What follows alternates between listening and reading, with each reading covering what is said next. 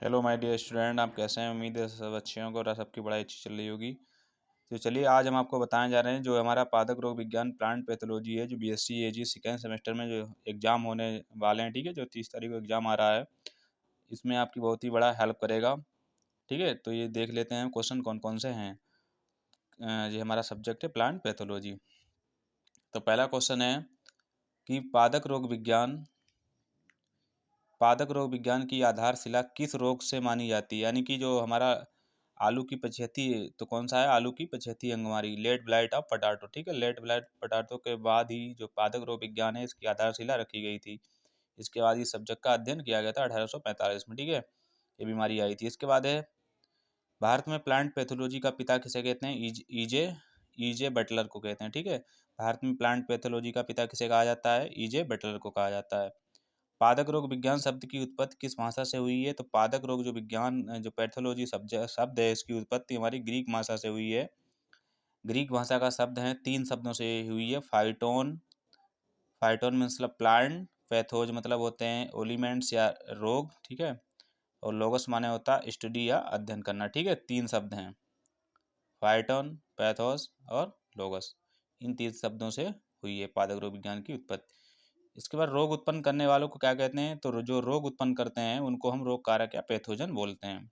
ठीक है, इसके बाद ऐसे जीव जो अपना भोजन मृत कार्बनिक पदार्थ से लेते हैं, ऐसे जीव जो अपना भोजन मृत कार्बनिक पदार्थ से लेते हैं, तो उन्हें हम क्या बोलते हैं, मृत जीवी या सेप्रोफाइटिक बोलते हैं। ठीक है, जो जीव जैसे कोई मृत डेड डेड बॉडी पड़ी है उससे जो अपना भोजन लेंगे तो उनको क्या बोलेंगे, मृत जीवी बोलेंगे।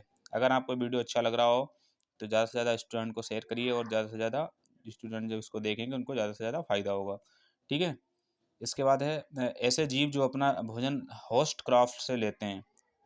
होस्ट क्राफ्ट क्या होती है, इसे पोषी फसलें बोलते हैं। तो वो कौन से होते हैं, परजीवी पैरासाइट जीव होते हैं। पैरासाइट जीव क्या होते हैं, जो होस्ट क्राफ्ट से अपना भोजन लेते हैं।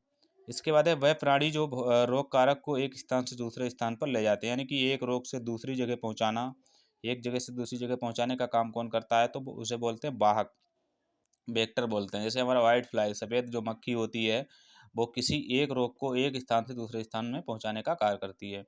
इसके बाद है पौधे के हरे भागों से क्लोरोफिल नष्ट हो जाना या पीला पड़ जाना क्या कहलाता है। जैसे पौधा जो हरा होता है वो क्लोरोफिल के कारण होता है, धीरे धीरे जब वो नष्ट होने लगता है तो ये किसके कारण होता है, तो वो उसको क्या बोलते हैं, हरिमाहीनता बोलते हैं। ठीक है, क्लोरोसिस बोलते हैं उसको, क्या बोलते हैं, क्लोरोसिस बोलते हैं। ठीक, हरिमाहीनता बोलते हैं। इसके बाद ऐसे रोग कारक जो अंदर ही अंदर पौधों के शरीर में फैलते हैं, ऐसे रोग कारक जो जो अंदर ही अंदर पौधे के शरीर में फैलते हैं, तो उसको हम सर्वभागी या सिस्टमेटिक रोग कारक बोलते हैं। ठीक, इसके बाद है एक एक सूक्ष्म जीव द्वारा उत्पन्न रसायन जो दूसरे सूक्ष्म जीवों को मारते हैं। यानी कि एक सूक्ष्म द्वारा उत्पन्न रसायन जो दूसरे सूक्ष्म जीव को मारते हैं। यानी कि ऐसे सूक्ष्म जीव जो जिनसे रसायन तैयार होते हैं और वो सूक्ष्म जीवों को ही मारने के लिए तैयार होते हैं, तो उसको हम प्रतिजैविक या एंटीबायोटिक बोलते हैं। ठीक है, एंटीबायोटिक क्या होती है, सूक्ष्म द्वारा ही बनाई जाती है और सूक्ष्म जीवों द्वारा ही बनाई जाती है और सूक्ष्म जीवों को मारने के लिए। ठीक है, इसके बाद है माइक्रोराजा को किसने खोजा था। तो हमारे फ्रैंक वैज्ञानिक थे, फ्रैंक। ठीक है, फ्रैंक ने माइक्रोराजा को खोजा था 1885 में। इसके बाद है वर्गीकरण विज्ञान के पिता कौन है। तो टैक्सनो के जो फादर हैं वो हमारे लिनियस हैं, कैरोलस लिनियस इनका पूरा नाम है। इसके बाद है सबसे पहले जीवाणु को किसने खोजा था। तो ल्यूवन हाक ने 1676 में जीवाणु की खोज की थी। इसके बाद है रस्ट डिजीज किस फसल का प्रमुख रोग है। तो रस्ट जो गेरुई रोग होता है, ये गेहूं का होता है। ठीक है, बीट क्रॉप का सबसे मुख्य रोग है। इसके बाद है रस्ट डिजीज किसके कारण होता है। तो रस्ट जो डिजीज है वो हमारा कवक फंगी के कारण होता है, और फंगी का नाम होता है पैक्सीनिया। देखो इसमें 3 प्रकार की गेरुई लगती है, ब्लैक, येलो और हमारी जो ब्राउन रस्ट होता है।